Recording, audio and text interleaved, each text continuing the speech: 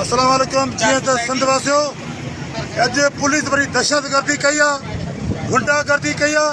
हिते मासूम छोकिरनि खे, मासूम नौजवान नियाणियुनि खे हिननि कुटियो आहे, उन पथराव कयो आहे, उन शेलिंग कई आहे। SSP साहब सां ॻाल्हायो हींअर त मासूम छोकिरनि ताईं ज़ुल्म छो कयो आहे। हीउ चइबो रोड बंदि करणु कोन ॾींदासीं।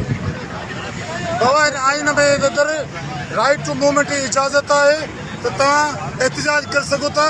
सिंध हींअर ख़तरनाक सूरत हाल में गुज़रे पई ऐं हालत इहा आहे त सिंध मथां केनाल ठहनि पिया ऐं असवर ज़रदारी साइन करे अॼु हिन ज़िले में अंदरि मुराद शाह ज़िले जी CM जे अंडर हिते नौजवान शागिर्दनि ते तशदुद कयो आहे। असांखे जीअं ख़बर पई कोर्ट में अंदरि था वेठा हुआसीं, जीअं ख़बर पई असांखे, असां हिते पुॻायूं।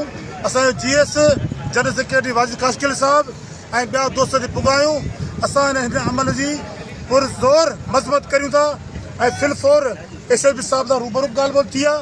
हीअं तव्हां ॾिसो था हाणे पुॻायूं कहिड़ी शेलिंग थी आहे।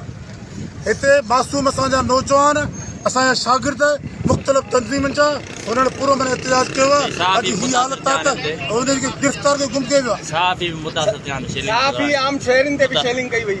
आम शहरी जेको आहे सुसाइड जी रहायशी इलाइक़ो आहे, को बि कानून खे इजाज़त कोन थो ॾिए तव्हां हुन शेलिंग करियो, हुन ते पथरा करियो।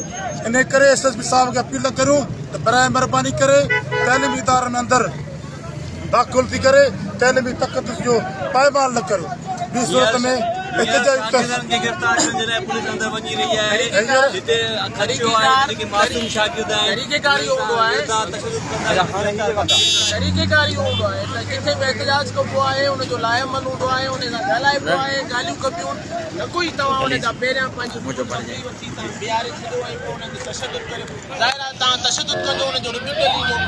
रोकियो पुलिस खे